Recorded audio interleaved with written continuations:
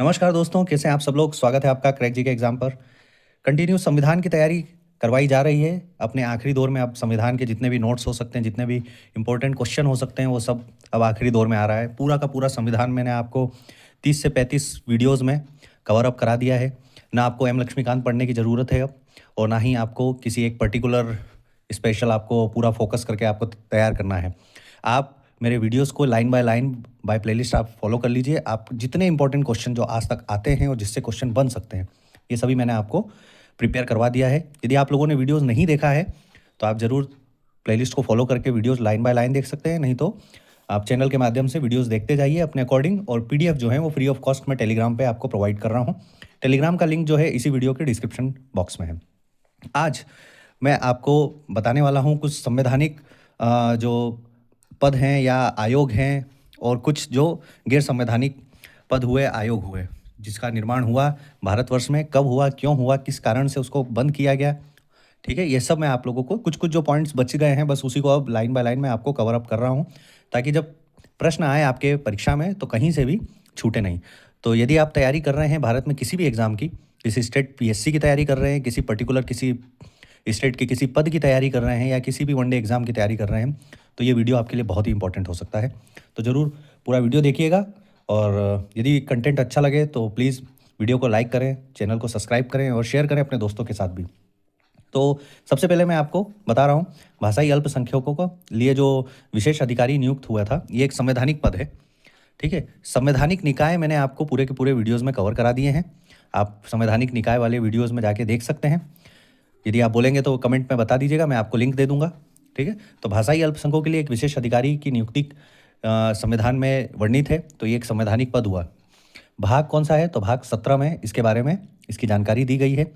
7वां अनुसंधान संशोधन संविधान संशोधन जो 1956 में हुआ था, अनुच्छेद 350 सब क्लोज बी के तहत, उसमें इसका वर्णन है। मूल संविधान जब संविधान बना था तब ऐसा किसी पद का वर्णन नहीं था। ये बात एकदम आप क्वेश्चन में आप ध्यान में रखिएगा।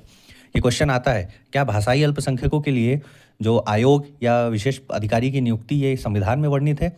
तो नहीं, ऐसा नहीं है। ये संविधान संशोधन होकर इस पद को या इस आयोग को जोड़ा गया है। तो कौन से संविधान संशोधन, ये भी इंपॉर्टेंट है, 7वां संविधान संशोधन। मूल संविधान में ऐसे किसी भी पद का वर्णन नहीं था। राज्य पुनर्गठन आयोग जो 1953 से 55 तक में हुआ था, उसी में इस पद की भी जरूरत हुई थी, क्योंकि जो भाषाई आधार पर राज्यों की पुनर्गठन की मांग हो रही थी, उसी समय यहाँ पे बोला गया कि भाषाई अल्पसंख्यकों के लिए भी एक विशेष आयोग होना चाहिए, उसमें भी कुछ पदाधिकारी नियुक्त होने चाहिए। तो राज्य पुनर्गठन आयोग 1953 से 55 में सिफारिश पे 1956 में 7वें संविधान संशोधन 1956 द्वारा यह लागू हुआ था। तो ये आपको याद होना चाहिए, कौन से संविधान संशोधन और किस वर्ष, 1956 में। इसका जो कार्यालय है वो 1957 में जब ये लागू हुआ था तो कार्यालय बना। 1957 में जो मुख्यालय है उसका क्या है, प्रयागराज। ये इलाहाबाद है, हम लिखे हैं, बट अभी प्रेजेंट टाइम में ये इसका नाम है प्रयागराज। इसके 3 क्षेत्रीय कार्यालय हैं। कहाँ कहाँ है, बेलगाम, चेन्नई, कोलकाता। ठीक है, तो सेंट्रल का जो भी है वो इलाहाबाद कवर कर रहा है, जो मुख्यालय है। ईस्ट में आपका कोलकाता है, और साउथ में बेलगाम और चेन्नई। बेलगाम आपको पता है कर्नाटका में है, और चेन्नई तमिलनाडु में है। ठीक है, तो अब आइए एक और संवैधानिक पद जो है वित्त आयोग। संविधान में इसके बारे में कहा गया है अनुच्छेद 280 में। ठीक है, 280 में इसका वर्णन है। इसके बारे में हम लोगों ने पुराने वीडियोस में देख लिया है, परंतु कुछ पॉइंट्स रह गए हैं, वही अब हम सोचे कवर करवा दिया जाए। प्रावधान, राष्ट्रपति द्वारा प्रत्येक 5 वर्ष के अंतराल पर आवश्यकता अनुसार या उसके पहले भी एक वित्त आयोग का गठन करने का प्रावधान है। तो परंतु जिस तरीके से 5 वर्ष खत्म हो रहा है तो आप वित्त आयोग का गठन कर सकते हैं। कमेंट करके आप बताइएगा, मैंने आपको वीडियो में बताया है 16वें वित्त आयोग का अध्यक्ष कौन है, और 16वां वित्त आयोग कब से कब तक है, बताइएगा जरूर।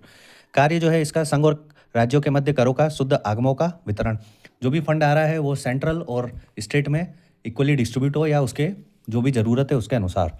अन्य कार्य क्या है, राज्य वित्त आयोगों की सिफारिशों के आधार पर राज्यों में स्थानीय निकाय जैसे पंचायत, नगर पालिकाओं के संसाधनों की अनुपूर्ति हेतु राज्य की संचित निधि के संवर्धन के लिए उपाय।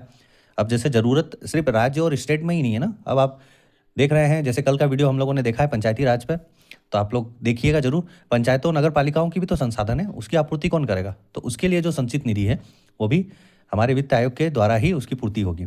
सुदृढ़ वित्त के हित में अन्य कोई विषय जो राष्ट्रपति आयोग को निर्दिष्ट करता है तो वो भी वित्त आयोग के द्वारा ही हो सकता है।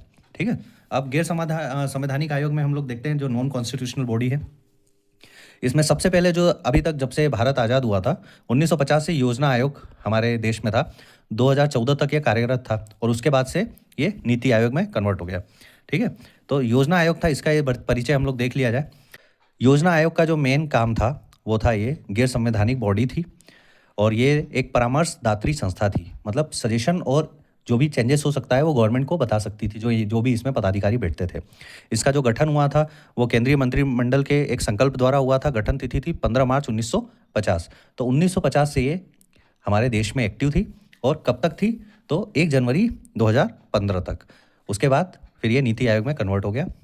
पदेन अध्यक्ष जो इसका होता था भारत का प्रधानमंत्री। प्रथम अध्यक्ष जो थे, जैसा कि आपको पता है, हमारे प्रथम प्रधानमंत्री वो थे जवाहरलाल नेहरू, तो प्रथम अध्यक्ष भी वही हुआ। प्रथम उपाध्यक्ष, ये कभी कभी प्रश्न जरूर आ जाता है, गुलजारी लाल नंदा जी थे।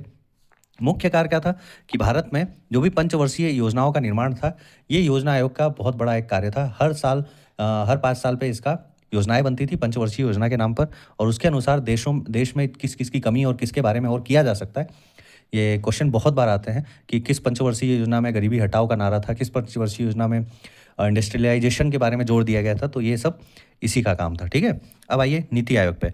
नीति आयोग, इसका गठन हुआ था 1 जनवरी 2015 को। योजना आयोग के स्थान पर राष्ट्रीय भारत परिवर्तन संस्थान, जैसे इंग्लिश में इसका नीति हो जाता है। नीति का फुल फॉर्म है national institute for transforming India, तो इसी का शॉर्ट फॉर्म है नीति। और इसके जो पदेन अध्यक्ष वही सेम टू सेम भारत के प्रधानमंत्री, परंतु जो उपाध्यक्ष का यहाँ पे दर्जा है वो भारत के कैबिनेट मंत्री के समान है। तो ये इंपॉर्टेंस है। ठीक है, तो जो भी नीति आयोग के उपाध्यक्ष होंगे वो भारत के कैबिनेट मंत्री के इक्विवेलेंट होंगे। सदस्य सभी राज्यों के मुख्यमंत्री और केंद्र शासित प्रदेश के प्रशासक। सभी राज्यों के मुख्यमंत्री इसके सदस्य और जो भी गवर्नर है वो भी इसके सदस्य होंगे नीति आयोग के। विशेष में क्या है, इसमें सहकारी संघवाद के सिद्धांत पर आधारित है, मतलब मिलजुल के कार्य किया जाए और देश की प्रगति की जाए। तो सहकारी संघवाद के सिद्धांत पर ये कार्य करता है।